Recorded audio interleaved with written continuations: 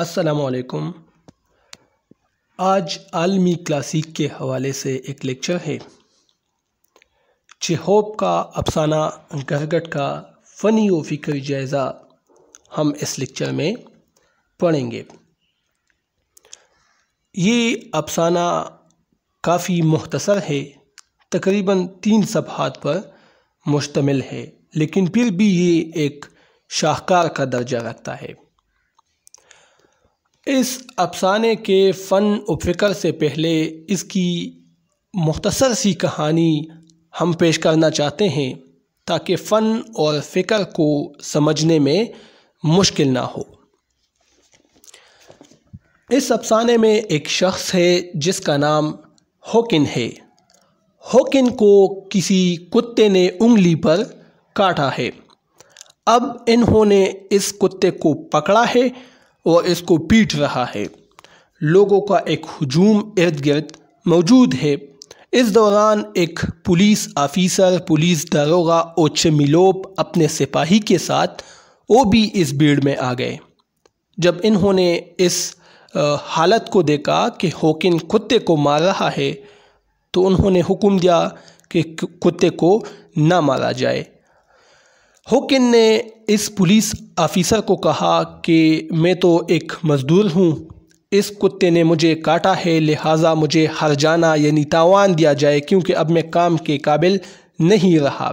یہ جس کا کتا ہے اس کتے کے مالک سے مجھے تاوان دلایا جائے۔ پولیس آفیسر نے کہا کہ بالکل ایسا ہی ہوگا، اس کتے کو مارا جائے گا اور اس کے مالک سے تاوان لے کر وہ آپ کو دیا جائے گا۔ لیکن اس دوران کسی نے کہا کہ یہ کتا تو جنرل صاحب کا ہے، جنرل جگالوب کا ہے۔ جیسے ہی انہوں نے جنرل صاحب کا نام سنا پولیس آفیسر نے تو اس کے رونگٹے کھڑے ہو گئے۔ انہوں نے فوراً حکم دیا کہ یہ کتا تو اصلی نسل کا ہے، یہ اس کی غلطی نہیں ہے بلکہ آپ کی غلطی ہے، کسی کیل ویل سے یہ انگلی آپ نے زخمی کی ہوگی اور اب کتے پر الزام لگا رہے ہو۔ اچانک بھیڑ میں سے کسی نے کہا کہ ہو سکتا ہے کہ یہ کتا کسی جنرل صاحب کا نہ ہو۔ جیسے ہی پولیس آفیسر نے یہ بات سنی تو دوبارہ انہوں نے کہا کہ ہاں یہ ہو سکتا ہے کہ جنرل صاحب کا نہ ہو۔ تو پھر انہوں نے کہا کہ اس کتے کو مارا جائے اور جس کا بھی یہ کتا ہے اس سے تاوان لیا جائے اور وہ ہوکن کو دیا جائے تاکہ وہ پھر اپنے کتوں کو آوارہ نہ چھوڑے۔ اسی دوران جنرل صاحب کا ایک ملازم اسی بھیڑ میں آیا۔ سب نے کہا کہ اس ملازم سے پوچھو کہ یہ آپ کے جنرل کا کتا تو نہیں۔ جب ان سے پوچھا گیا تو ملازم نے کہا کہ یہ تو ہمارے جنرل صاحب کا کتا نہیں ہے۔ تو پولیس آفیسر بہت خوش ہوا کہ دیکھو یہ جنرل صاحب کا نہیں ہے، اس کتے کو مارا جائے، یہ کیوں آوارہ چھوڑا گیا ہے اور اس ہوکن کو تاوان دیا جائے۔ لیکن اسی دوران پھر اس جنرل صاحب کے ملازم نے کہا کہ یہ تو جنرل صاحب کا نہیں ہے لیکن اس کے بھائی کا ہے۔ جیسے ہی پولیس آفیسر نے یہ نام سنا تو انہوں نے کہا کہ اچھا جنرل صاحب کے بھائی آئے ہیں اور مجھے کہا بھی نہیں، وہ کیسے ہیں، اچھے تو ہے نا۔ پھر دوبارہ انہوں نے حکم دیا کہ یہ کتا مت مارو، یہ جنرل صاحب کے بھائی کا ہے، یہ اچھی نسل کا کتا ہے، یہ غلطی اس ہوکن کی ہے۔ اور اسی دوران وہ چلے گئے اور ہوکن کو کہا کہ میں آپ کو دیکھوں گا۔ تو یہ کردار جو یہ ایک مختصر سی کہانی ہے، آپ پورے افسانے کو پڑھے، 3 صفحات پر مشتمل ہے۔ تو آپ نے دیکھا کہ جو پولیس آفیسر ہے وہ گرگٹ کی طرح رنگ بدلتا رہتا ہے۔ جب اس کو پتہ چلتا ہے کہ یہ جنرل صاحب کا کتا ہے یا اس کے بھائی کا کتا ہے تو پھر الزام ہوکن کے سر پر لگاتا ہے کہ آپ کی غلطی ہے، آپ نے کتے کے ساتھ کچھ کیا ہوگا، اسی وجہ سے کتے نے آپ کو کاٹ لیا انگلی پر۔ جب انہیں پتہ چلتا ہے کہ یہ جنرل صاحب کا نہیں تو پھر وہ کتے کو مارنے کا حکم دیتے ہیں۔ تو یہ اس طرح اس افسانے کی ایک مختصر سی کہانی تھی۔ اب ہم اس کا فنی فکری جائزہ پڑھتے ہیں۔ پلاٹ۔ فن میں سب سے پہلے پلاٹ آتا ہے۔ پلاٹ واقعات کے منطقی ربط کو کہتے ہیں، یعنی واقعات ہیں بہت سارے، اس کے درمیان جو ربط ہے، ان واقعات کا آپس میں تعلق ہونا، یہ پلاٹ کہلاتا ہے۔ لیکن اس افسانے کو اگر ہم دیکھیں تو اس کا پلاٹ بہت سادہ ہے، پیچیدہ نہیں ہے، کیونکہ اس میں صرف ایک ہی قصہ ہے اور وہ بھی نہایت آسان، لہٰذا اس کا پلاٹ دقیق اور مشکل نہیں ہے بلکہ سادہ اور سلیس ہے۔ کرداروں کی اگر ہم بات کریں تو اس کا جو مرکزی کردار ہے وہ پولیس داروغہ، پولیس افسر اوچمیلوف ہیں۔ اس کے ساتھ ایک اور اہم کردار جس کو کتے نے کاٹا ہے وہ ہوکن ہے۔ باقی پولیس کا جو سپاہی ہے، یلدرن نام ہے اس کا صرف نام آیا ہے اور ایک مکالمہ ہے۔ اسی طرح ایک بھیڑ ہے، وہ بھی کرداروں میں آتے ہیں۔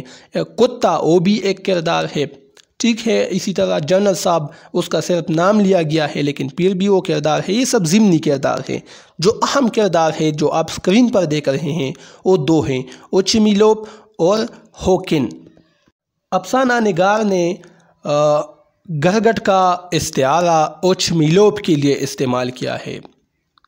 گرگٹ ایک جانور ہے، وہ رنگ بدلتا رہتا ہے، لہٰذا اس افسانے کا مرکزی کردار اوچمیلوف بھی وقت کے ساتھ ساتھ اپنا رنگ بدلتا رہتا ہے۔ جس طرح کہ میں نے کہا کہ جب یہ حکم دیتا ہے کہ کتے کو مارا جائے اور اس کے مالک سے تاوان لے کر ہوکن کو دیا جائے جس کو کتے نے کاٹا ہے، لیکن پھر کوئی کہتا ہے کہ جنرل صاحب کا ہے تو پھر یہ پیچھے ہٹ جاتے ہیں اور کہتا ہے کہ یہ اچھی نسل کا کتا ہے، یہ کسی کو نہیں کاٹ سکتا، یہ ضرور آپ نے کچھ غلطی کی ہوگی، اسی وجہ سے کتے نے آپ کو کاٹا ہے۔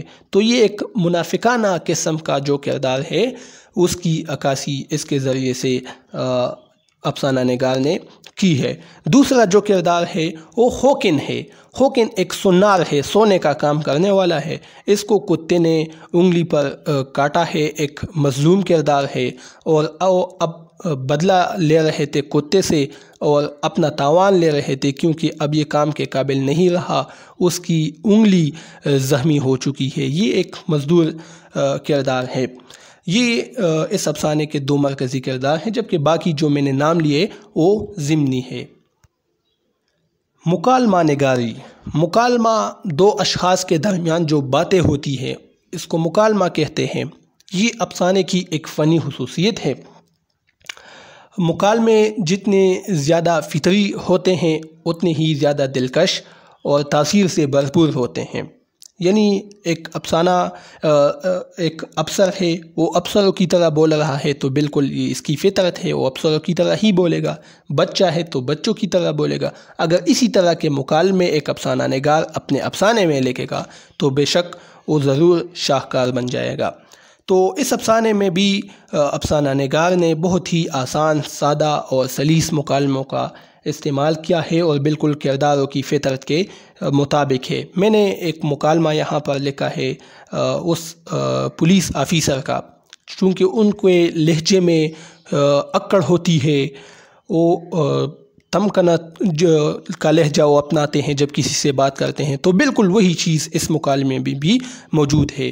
وہ کہتے ہیں جب اس کو پتہ چلا کہ جنرل صاحب کا کتا ہے تو وہ ہوکن کو کہتے ہیں کہ کتا بہت نازک جانور ہوتا ہے اور تو ہاتھ نیچے کر، گدھا کہیں کا، اپنی گندی انگلی کیوں دکھا رہا ہے، سارا قصور تیرا ہی ہے۔ تو دیکھیں وہ اکڑ پن اس مکالمے میں موجود ہے اور یہی اس کی خوبصورتی ہے۔ اس کے بعد ہے منظر نگاری۔ منظر نگاری مختلف قسم کے مناظر، اس کے نقشے کھینچنا۔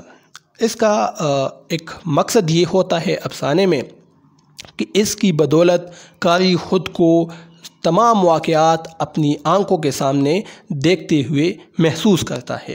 اس افسانے میں بھی خوبصورت منظر نگاری ہوئی ہے۔ مثال کے طور پر میں نے تو وہ کوٹیشن یہاں پر نہیں لکھی، لیکن آپ اگر افسانہ اٹھائیں گے تو آغاز ہی میں انہوں نے منظر نگاری کے سحر میں ہم کو قابو کر لیا ہے۔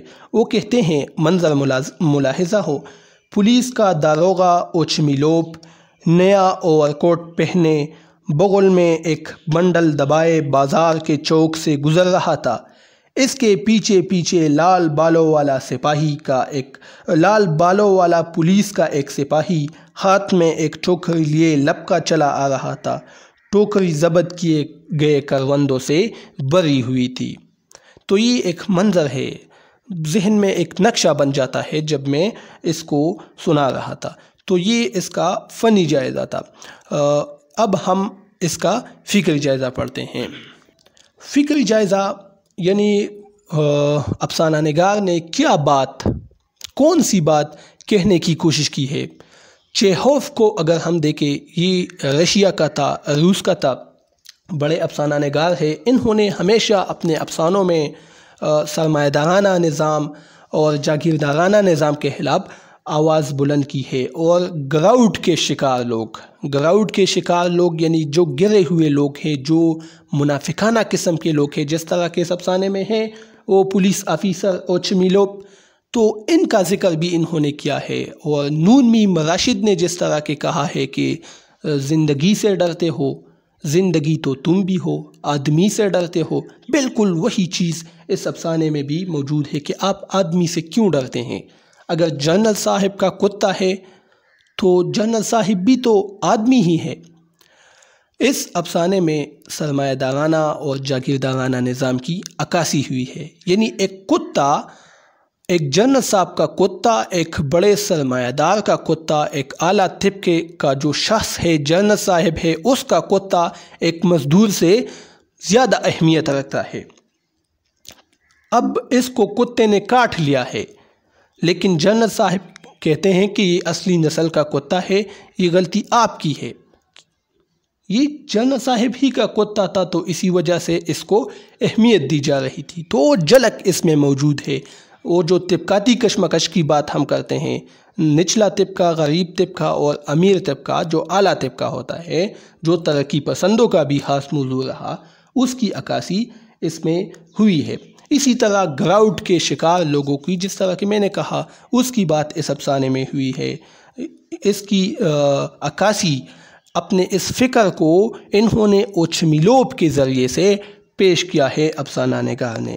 اوچمیلوف گرگٹ کی طرح رنگ بدلتا رہتا ہے، اور جب اس کو پتہ چلتا ہے کہ یہ کتا جنرل صاحب کا ہے تو پھر وہ اس کتے کو اصلی نسل کا قرار دیتے ہیں اور غلطی اس مزدور ہوکن پر توپ دیتے ہیں۔ یہ کردار ہر وقت اپنی جو وہ ہے وہ بدلتا رہتا ہے گرگٹ کی طرح۔ مثال کے طور پر پہلے وہ کہتا ہے کہ جب اس کو پتہ نہیں ہوتا کہ یہ کتا جنرل صاحب کا ہے تو یہ کہتے ہیں ٹھیک ہے، اچھا یہ کتا ہے کس کا؟ میں اس معاملے کو یہی نہیں چھوڑوں گا۔ کتوں کو کھلا چھوڑے رکھنے کے لیے میں ان لوگوں کو مزہ چکاؤں گا جو لوگ قانون کے مطابق نہیں چلتے، ان کے ساتھ اب سختی سے پیش آنا پڑے گا۔ یہ اب اس دوران اس کو پتہ نہیں ہے پولیس آفیسر کو کہ یہ جنرل صاحب کا کتا ہے، لیکن جیسے ہی بھیڑ میں سے کوئی ان کو آواز دیتا ہے کہ جنرل صاحب کا کتا ہے تو یکدم اس کا رنگ فک ہو جاتا ہے اور یوں کہنے پر مجبور ہوتا ہے کہ یہ تمہاری انگلی تک پہنچا کیسے؟